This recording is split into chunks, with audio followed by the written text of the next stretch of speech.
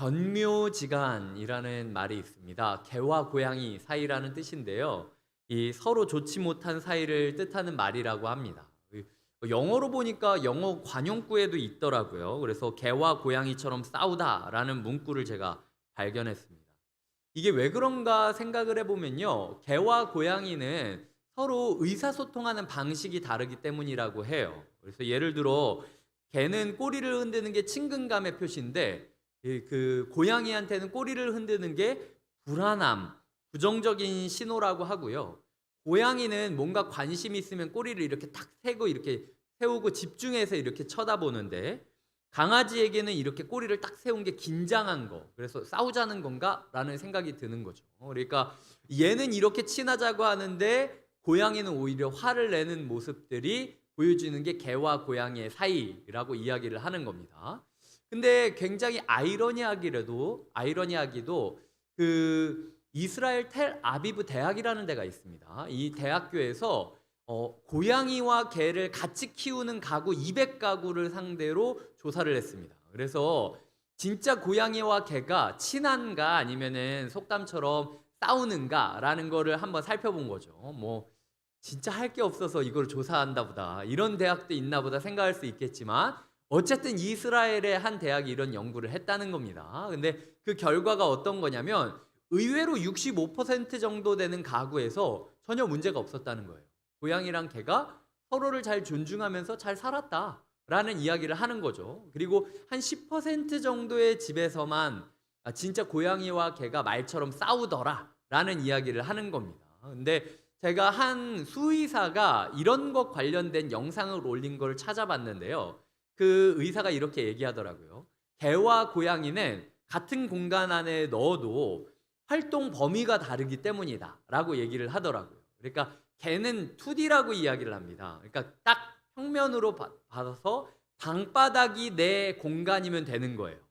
근데 고양이는 수직적입니다. 그래서 캣타워나 이런 거 보시면은 일부러 올라가게 만들잖아요. 그리고 제가 고양이 키우는 가정에서 신방하다 보면은 한참 신방이 잘 끝났는데 갑자기 고양이를 키운다는 겁니다. 그래서 부르면 고양이가 저기 그 장롱 위에서 그냥 빼꼼 이렇게 얼굴을 볼 때가 있어요. 네, 그러니까 고양이는 높은 데 있는 거죠. 그러니까 우리가 봤을 때는 평면도로만 봤을 때는 이 안에서 개랑 고양이가 어떻게 지낼 수 있지? 라고 생각을 할 수 있지만 사실은 2D를 3D로 바꿔서 보면은 개는 밑에서 지내고 고양이는 이렇게 왔다 갔다 하면서 잘 지낼 수 있다는 겁니다. 그래서 우리의 속담이나 관용구와는 다르게 사실상 개와 고양이도 잘 지낼 수 있다.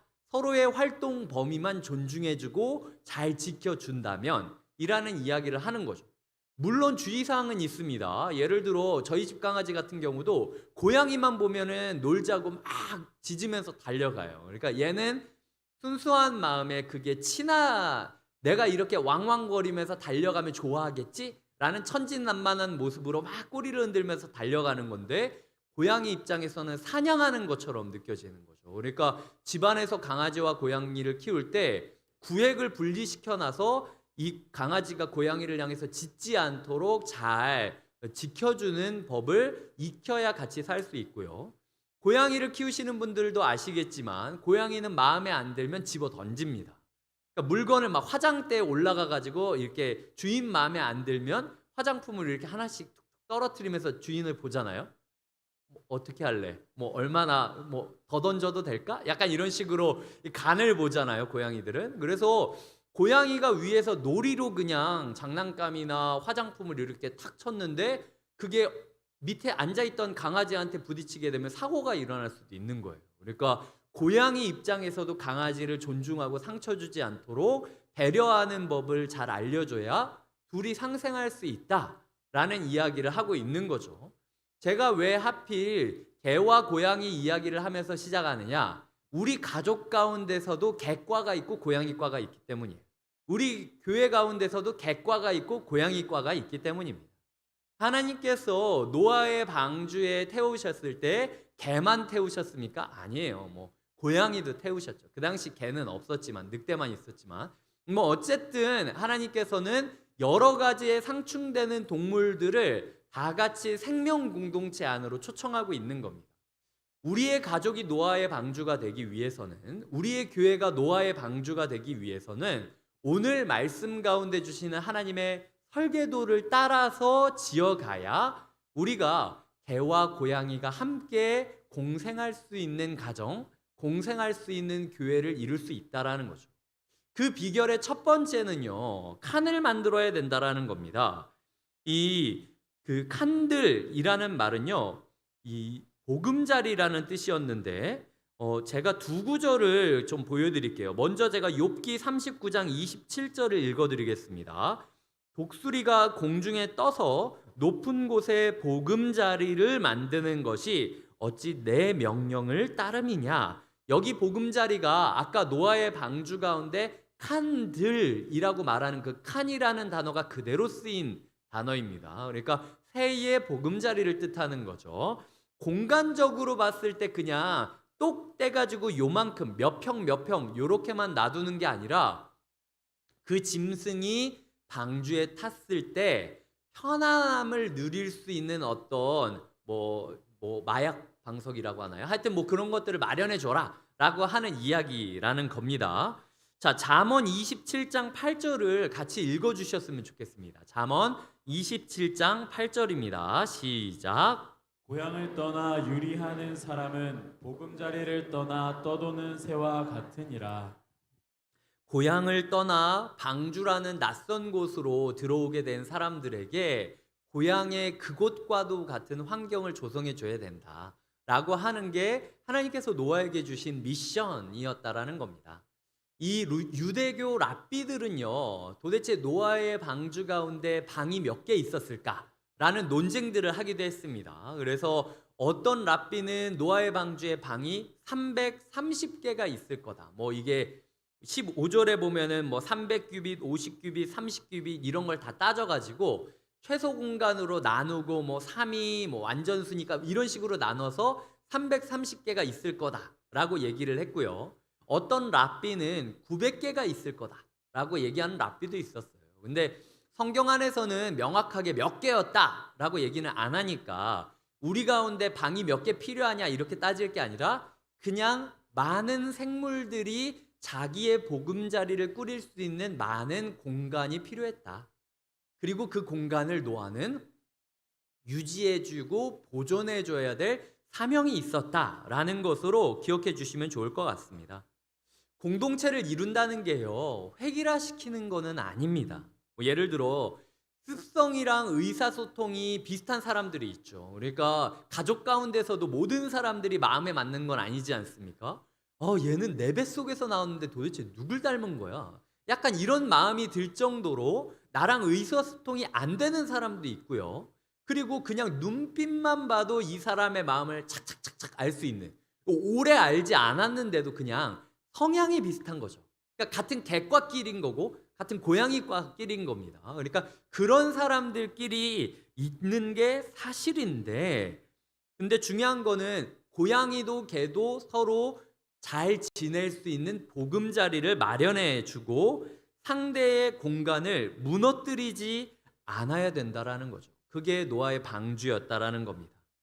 방주에 올라탄다라는 것 자체가 사실은 낯선 곳으로 오는 거예요. 그러니까 심지어 노아조차도 120년 동안 방주를 지었지만 노아도 낯선 공간으로 들어오는 거예요. 근데 노아가 야, 내가 120년 동안 이 건물을 지었으니까, 이 배를 지었으니까 니네는 다 얻어 타는 거잖아. 그러니까 내가 이만큼 쓸 테니까 무슨 방은 방이야. 이 운동장처럼 뻥 뚫어놓고 난 내 마음대로 이만큼 쓸 거니까 니네 저기 찌그러져 있어. 내가 태워주는 걸 고맙게 여겨. 이렇게 생각할 수도 있는데 노아조차도 자기의 공간을 희생함으로써 상대방의 공간을 만들어줬다라는 걸 기억하셔야 된다라는 거죠. 우리 교회도 이런 방주 공동체로 부름받았습니다. 우리 교회 안에 모든 사람들이 같은 생각을 하는 거 아니에요. 모든 사람들이 같은 음식을 좋아하는 거 아닙니다. 모든 사람들이 같은 모습으로 신앙생활을 하는 게 아니에요. 내가 익숙한 것, 내가 좋아하는 모습들이 있지만 그게 우리라는 패러다임 안에서는 괜찮지만 또 다른 누군가에게는 내가 저거를 맞추는 건 내 정체성을 지워버리는 것 같은 부정감을 느끼는 경우도 있다라는 거죠. 근데 그거를 억지로 야, 우리는 고양이가 많으니까 개는 당연히 희생해야지. 받아주는 걸 다행으로 알아. 이런 식으로 우리가 생각하면 안 되고, 야, 이제는 우리가 개가 최고니까 고양이들은 알아서 겸손하게 좀 있어. 좀 참아. 이런 식도 말이 안 된다라는 겁니다. 서로가 서로를 존중하면서 서로의 보금자리를 보존하는 게 필요하다라는 거죠. 꼭 교회 안에 있다라는 것이, 이렇게 제가 이야기를 하면 아, 목사님 그러면은 편들어도 되는 거군요. 우리는 개과니까 개들끼리 지내겠습니다. 우리는 고양이과니까 고양이들끼리만 봉사하고 고양이들끼리만 이야기 나누고 고양이들끼리만 밥 먹겠습니다 라고 하면 안 된다라는 거예요. 어차피 노아의 방주 안에서 모든 사람들, 모든 생물들은 같이 먹고 같이 잤습니다. 하지만 가족 가운데 같이 먹고 같이 자도 각자의 방이라든지 아니면 생각할 수 있는 시간을 준다든지 아니면 마음을 털고 올 수 있는 여유를 허락해 준다든지 이런 것들이 있잖아요. 그러니까 아, 우리 교회는 다 그렇지 않냐라는 식으로 멱살을 잡고 막 끌고 가는 게 아니라 그 사람이 자기 생각을 표현할 수 있는 여지를 열어주고 그 사람이 자기의 생각을 고민하고 결론을 지을 수 있는 시간을 주고, 그리고 그 사람이 목사님 저는 통성기도보다 침묵기도가 더 편해요. 목사님 저는 일어나서 찬양하는 것보다 앉아서 찬양하는 게 편해요 라고 하면은 거기에 맞춰서 교회가 존중하고 배려해 주는 게 필요하다라는 겁니다. 제가 이렇게 가끔 일어나서 찬양하자라고 할 때가 있는데, 그 일어나서 찬양을 하자고 할 때 일어나지 말아야 될 사람들이 일어날 때가 있어요. 제가 알잖아요, 각 사람들의 사정을. 이분은 무릎이 안 좋으신데, 이분은 허리가 안 좋으신데 지팡이를 잡고 막 일어나시는 거예요. 제가 그분들한테는 따로 이야기합니다. 아무도 뭐라고 하지 않으니까 그냥 앉아 계시라고. 전체적으로 우리가 방향을 잡는 건 필요해요. 그거는 교회가 어떤 질서를 가지고 방향성을 가지고 서로 좋은 공동체가 되기 위해서 일단은 끌어가는 어떤 방향은 있죠. 근데 그 방향 가운데 누군가는 안 맞을 수 있습니다. 근데 그걸 가지고 제가 이 사람은 나랑 안 맞으니까 나랑 반대편이야 이렇게 생각하면 제가 목사가 아닌 거예요. 제가 노아로 이 자리에 부름받았던 건 어떤 사람이라 할지라도 어떤 종류라 할지라도 포용할 것을 각오하고 선 자리가 이 자리라는 겁니다. 그러니까 우리도 나만 일어서면 되는 거예요. 옆에 사람 왜 안 일어섰나 보면서 그게 내 남편이라 할지라도 이렇게 쿡쿡 찌르지 말라는 거죠.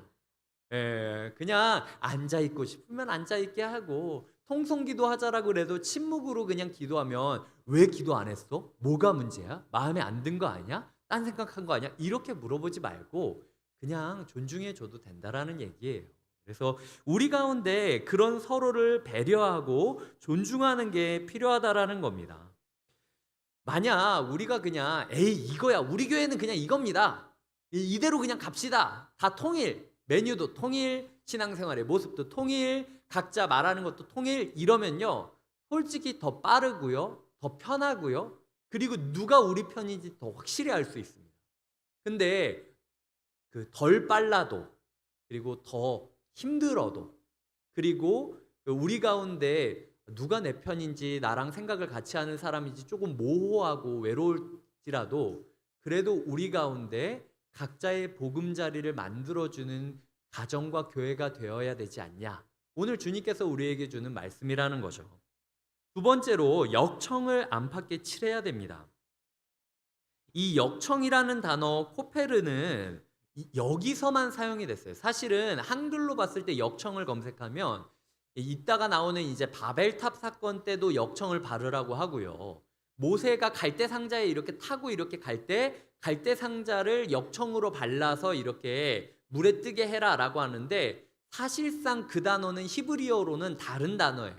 그러니까 역할로는 비슷한 같은 역할을 하지만 물질 자체로는 다른 거라는 거죠. 그래서 이게 코페르라는 단어인데 이 코페르라는 단어가 구약 성경 안에서는 제사를 지낼 때 그 속죄 제물을 덮다라는 의미로 사용되기도 해요. 그래서 어떤 뭐 학자들은 이게 뭐 예수 그리스도의 피로 덮는 거다 뭐 이렇게까지 얘기하는데 거기까지 나가는 거는 조금 너무 나간 것 같고, 중요한 건 이 물질이 어떤 물질인지 우리는 모른다. 그러니까 뭘 발라야 되는지 우리가 정확하게 이렇게 타겟팅할 수는 없다. 근데 기억해야 될 건 왜 발라야 되는지는 나오고 있어요. 왜냐면은 지금 이 안팎으로 바르지 않으면은 물이 새기 때문이에요. 그러니까 방수 효과를 위해서 홍수가 나서 배가 이렇게 올라갈 때 나무로 만들었는데도 불구하고 물이 그 안으로 들어가 버리면은 침몰되니까. 그리고 이 결로 현상 같은 게 있을 때가 있잖아요. 집을 보시면은 안쪽에서 이렇게 방수 처리를 안 하면요, 이게 썩습니다. 그래서 나무로 된 거기 때문에 이 열심히 만들어 놨는데 속이 썩으면 안 되니까 안팎으로 이 역청을 칠해서 방수 효과를 칠하라라는 거예요. 어떤 거는요, 딱 나무를 잘라서 만든 거기 때문에 눈에 보이는 틈이 있고요. 근데 어떤 거는요, 눈에 보이지 않지만 미세하게 원자재인 나무가 살짝 갈라져 있는 틈도 있습니다. 120년 동안 운동장 1.5배나 되는 노아의 방주를 만들어 놓은 걸로도 모자라 노아의 식구 8명이서 이 붓을 하나씩 들고 계속 안팎으로 바르고 있는 거예요. 누가 알아주는 것도 아니고 이게 잘 보이는 것도 아니고 색깔이 잘 있는 것도 아니고 밖으로 발라보고 안으로 발라보고 이게 새는 건지 비가 오기 전까지는 모르잖아요. 그러니까 계속 바르고 덧대는 거죠. 역청을 바르는 건 많은 사람들이 이 나무 진액이라고 얘기하기도 하는데요. 나무의 진액 끈적끈적한 거를 떼가지고 바를 때 얼마나 손이 더러워졌겠습니까? 그리고 막 이 끈적끈적한 것 때문에 끝나고 밥 먹기도 쉽지 않았을 거고, 냄새도 엄청나게 났을 거예요. 막 벌레들이 꼬였을 수도 있고. 그러니까 냄새도 나고 끈적끈적하고 내가 이걸 왜 해야 되나 생각도 들고, 이게 뭐 잘했는지 평가해 주는 것도 없고, 그런 식으로 120년을 보냈다라는 겁니다. 모든 건 비가 와야 밝혀지는 거죠. 이게 틈이 있느냐 없느냐가. 중요한 거는요, 노아와 가족이 그렇게 120년 동안 그 기간을 했기 때문에 그 공동체가 살 수 있었다라는 거예요. 공동체를 이룬다라는 거는요, 멀쩡한 나무를 잘라서, 우리가 나무라고 치면 멀쩡한 우리를 잘라서 그거를 역할에 맞게 이렇게 완전히 잘라낸다. 그러니까 우리 교회의 어떤 포지션, 우리 가족의 어떤 역할에 맞게 그 사람을 새로 막 깎아가지고 그 사람을 거기 딱 끼워 맞추는 거예요. 그러니까 엄마라는 역할, 아빠라는 역할, 아들이라는 역할, 딸이라는 역할, 그 역할에 나라는 사람을 깨워 맞출 때 빈틈이 왜 없겠습니까? 내가 얼마나 몸이 막 난도질되는 것처럼 내가 아들로 태어난다는 것 때문에 이것까지, 내가 남편으로 결혼한 것 때문에 이렇게까지 해야 되나라는 상처와 마음이, 그 빈틈이 우리 가운데 있을 수 있다라는 거죠. 근데 그 고통스러운 과정 가운데 그럼에도 불구하고 빈틈을 우리가 잘 메꿔야 된다는 거예요. 뭘로 메꾸는 건지는 물질이 정확하지 않다고 제가 이야기 드렸습니다. 누군가한테는 말씀으로 이거를 칠해야 되겠죠. 누군가는 기도로 이걸 칠해줘야 돼요. 누군가는 찬양으로 이걸 칠해줘야 됩니다. 누군가는 격려의 말로 이걸 칠해줘야 되고요. 누군가한테는 손을 붙잡고 고맙다라고 이야기하는 그 악수가 그 사람의 마음의 빈틈을 채워주는 역청과도 같다라는 겁니다. 그게 어떤 것이든 상관없으니까 우리 가정이 노아의 방주가 되기 위해서 요번 한 주 내가 뭘 발라야 되나? 이 빈틈을, 야, 내가 눈에 보이는 것만 딱 했으면 됐지 보이지 않는 것까지 나한테 뭘 바래, 이런 식으로 얘기하지 마시고요. 우리가 어차피 다 살아가려면 우리 안에 보이지 않는 빈틈도 채워줘야 된다라는 겁니다. 교회가 멀쩡하게 보이고 멀쩡하게 행사를 하지만 그 안에는 썩어 들어가고 있는 교회들이 있다고 지난주에 제가 부패에 대해서 이야기하며 말씀드렸잖아요. 우리 가운데 홍수가 나고 나서 고민하면 너무 늦습니다. 벌써부터 우리의 삶의 온기를 끝까지 유지해야 되고 우리의 삶에 사랑과 평화와 행복을 주기 위해서 노력하는 게 필요한 거예요. 그래야 교회가 살고 그래야 가족이 살 수 있다라고 이야기를 하고 있습니다. 에베소서 4장 27절을 제가 읽어볼게요. 마귀에게 틈을 주지 말라라는 구절입니다. 바울을 통해서 영적으로 무장해야 된다라고 이야기를 하는 거죠. 근데 공동 번역이라고 하는 성경 버전에서는요, 이 구절을 이렇게 번역하고 있어요. 악마에게 발붙일 기회를 주지 마십시오. 보이는 기회건 보이지 않는 기회건, 보이는 상처건 보이지 않는 상처건, 우리가 서로가 서로를 모았을 때 우리 가정이 가정답게 뜨기 위하여, 우리 교회가 교회답게 지켜지기 위해서는 마귀가, 악마가 발붙일 기회조차도 주지 않게 서로 꽉 붙잡고 찬양과 말씀과 기도와 사랑과 격려로 서로를 칠해주는 게 필요하다라는 거죠. 냄새가 난다 할지라도 구질구질하게, 끈적끈적하게, 질척질척하게, 내가 무슨 부귀영화를 누리겠다라고 이짓거리를 하고 있냐, 이런 생각이 들더라도 그래도 그게 우리 모두를 살리는 길이라는 겁니다. 주님께서는 아모스 9장 11절을 통하여 우리에게 약속하고 있습니다. 함께 아모스 9장 11절을 읽어주셨으면 좋겠습니다. 시작. 그날에 내가 다윗의 무너진 장막을 일으키고 그것들의 틈을 막으며 그 허물어진 것을 일으켜서 옛적과 같이 세우고. 이것이 하나님께서 우리에게 주신 약속입니다. 하나님께서는 분명히 약속하셨어요. 내가 너희의 틈을 메워주겠다. 하나님이 하실 수 있다고 얘기하셨습니다. 근데 우리가 안 하면 하나님의 약속을 믿지 않는 거예요. 내가 이거 칠하는 거 가지고 우리 가정이 회복된다고요? 부부관계가 회복된다고요? 교회가 하나 될 수 있다고요? 하나님이 약속했다는 겁니다. 그러니까 그게 무엇이든 우리 가운데 주어진 그 역청통을 들어서 발라주는 게 필요하다라는 거죠. 이 말씀을 통하여 제가 세 가지를 묵상하게 됐습니다. 첫째, 하나님께서 우리 삶의 빈틈을 채워주시겠다 약속하셨음을 믿고 포기하지 마셔야 돼요. 두 번째, 하나님도 노아도 오랜 시간 동안 빈틈을 채우는 일을 하셨습니다.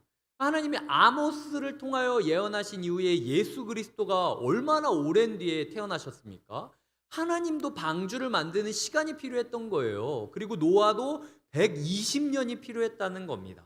그러니까 결혼한 지 몇 주나 됐다고 지금 우리 부부관계가 어쩌고 저쩌고, 지금 아이가 태어난 지 며칠이나 됐다고 우리 가정이 어쩌고 저쩌고, 교회가 시작된 지 얼마나 됐다고 하지 말라는 거예요. 하나님께서는 적어도 8명을 통해서 120년이 되게 하셨잖아요. 근데 지금 우리 가족 그리고 우리 교회를 치자면 아이들까지 지금 300명에서 350명 정도가 출석하고 있습니다. 그렇다면요, 적어도 노아보다 빨리 끝납니다. 방주를 만들어도 우리가 노아보다 빨리 끝낼 수 있어요. 120년 안에는 뭔가 승부가 납니다. 그러니까 우리가 각자의 통을 들고 같이 합력해서 걸어가자라는 거죠. 조급해하지 않으셨으면 좋겠고요. 세 번째로는 예수님을 알아볼 수 있도록 깨어 있어야 합니다. 아모스를 통해서 이 메시지를 주셨는데 중요한 건 예수님이 나왔을 때 아무도 예수님이 이 빈틈을 메꿔줄 존재라는 걸 모르고 있잖아요. 그러니까 골고다 언덕, 십자가 그 현장에서 사람들이 다 깨닫게 된 거죠. 유대교라는 그 엄청난 배가 전통도 있고 크기도 넓었지만, 그리고 세찬 파도도 다 이기면서 괜찮을 거라고 생각을 했지만 죽음의 고통 앞에서 침수가 되고 있는 모습, 속에서 썩어가고 있는 모습을 본다라는 거예요. 그러니까 예수 그리스도가 오실 것을 깨어 기다리면서 뭘 하든지 좋으니까 예수 그리스도의 이름으로 해라 라고 이야기를 하고 있다라는 게 주님께서 우리에게 주시는 말씀입니다. 제가 이 방주 공동체를 우리가 부름받았을 때 우리 안에서 어떤 원칙이 있어야 되느냐라는 거에 대해서 두 가지를 제가 생각하게 되었어요. 첫 번째로는 하나님의 영광을 우리가 생각해야 된다라는 거고, 두 번째는 생명을 보존해야 된다. 이웃을 사랑해야 된다라는 겁니다. 이게 그냥 제가 기독교는 하나님 사랑, 이웃 사랑 이래서 한 게 아니라 바울이 고린도 교회에 주었던 해답이 여기에 있습니다. 자, 고린도전서 6장 12절과 20절 후반부를 제가 한번 읽어드리겠습니다. 모든 것이 내게 가하나 다 유익한 것이 아니요 모든 것이 내게 가하나 내가 무엇에든지 얽매이지 아니하리라. 그런즉 너희 몸으로 하나님께 영광을 돌리라. 그러니까 우리 가운데 개는 개대로 공간을 마련하고 고양이는 고양이대로 보금자리를 마련해도 좋다. 근데 하나님의 영광이라는 원칙 하에서 너희의 공동체에 칸을 나누고 역청을 칠하기만 하면 하나님께서 그 공동체를 끝까지 지켜주실 것이다 라는 약속인 거죠. 똑같은 이야기가 갑자기 10장에서도 나옵니다. 고린도전서 10장 23절과 24절을 띄워드릴 테니까요, 함께 읽어주셨으면 좋겠습니다. 시작. 모든 것이 가하나 모든 것이 유익한 것은 아니요 모든 것이 가하나 모든 것이 덕을 세우는 것은 아니니 누구든지 자기의 유익을 구하지 말고 남의 유익을 구하라. 여기 보시면 똑같은 이야기를 하면서 그런데 너의 유익을 구하는 게 아니라 남의 유익을 구하라. 그 안에서 자유를 얻어라 라고 이야기를 하는 거죠. 저는 우리 교회 안에 자유가 넘쳤으면 좋겠습니다. 하지만 서로를 향한 배려가 동시에 넘쳤으면 좋겠어요.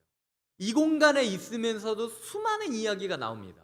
누구는 춥다, 누구는 덥다, 누구는 시끄럽다, 누구는 너무 조용하다. 볼륨을 키웠으면 좋겠다, 볼륨을 내렸으면 좋겠다. 에어컨을 켰으면 좋겠다, 에어컨을 껐으면 좋겠다. 각자의 생각이 다 달라요. 중요한 건 만약 내가 요번 주 좀 이 자리에 앉았는데 추웠다 라고 하면 다음 주에는 조금 더울 것 같은 쪽, 대부분 이쪽이 조금 덥고 이쪽이 춥습니다. 이쪽에 계신 분들은 에어컨 틀어달라 그러고 이쪽에 계신 분들은 에어컨 꺼달라고 할 때가 있어요. 그래서 그런 지점에 있어서 서로가 내가 이번 주는 좀 더웠으니까 요렇게 가야지 라고 마음을 먹으시는 것도 공동체 안에 칸들을 유지하는 비결이라는 거죠. 내가 시끄러운 자리에 앉아 있었다라 그러면 저기에 앉으면 조금 낫지 않을까라고 생각을 해주시면서 고민을 해주시는 게 그냥 우리 전체 볼륨 다 내려 라고 이야기하는 것보다 훨씬 더 서로의 보금자리를 지켜주는 배려의 역청이 될 수도 있다라는 거죠. 하나님께서 그런 존중과 배려가 넘치는 교회가 되기를 노아에게 명령하셨고 우리에게 명령하고 있다라는 겁니다. 말씀을 맺겠습니다. 우리 가정에 빈틈이 있습니까? 우리 교회는 과연 몇 칸이 되어야 될까요? 어떤 역청을 발라야 우리 가족이 조금 더 빈틈이 메꿔지고 그 관계가 더 돈독해질 수 있을까요? 어떤 역청을 발라야 우리 교회가 서로를 더 위해 사랑하고 존중하고 품어주는 교회가 될 수 있을까요? 사랑일까요? 말씀일까요? 기도일까요? 찬양일까요? 격려일까요? 돌봄일까요? 함께 생각해보고 같이 칠해가시고 칸을 만들어주시는 시간이 되었으면 좋겠어요. 노아 가족 8명이 애를 썼던 것처럼 우리가 애를 쓴다면 반드시 하나님께서 우리의 가족을 지켜주실 겁니다. 반드시 우리 교회를 지켜주실 거예요. 한 주간 그 삶을 살기로 결심하면서 자기만의 역청, 예수 그리스도의 역청을 들고 살아가시는 모든 성도님들을 응원하며 그런 성도님들께 주님께서 반드시 응답하여 주시고 축복해 주시는 한 주가 되시기를 축복드립니다. 이 시간 함께 찬양하며 나아가도록 하겠습니다. 우리 찬양할 때에 그 풍랑이 있을지라도 우리 가운데 두려움이 없을 수 있도록 온전하게 되게 해달라고, 우리 배가, 우리 가족이라는 방주, 우리 교회라는 방주가 온전한 건물, 온전한 배가 되게 해달라고 함께 마음 모아 온전케 되리 함께 찬양하겠습니다. 주 앞에 나와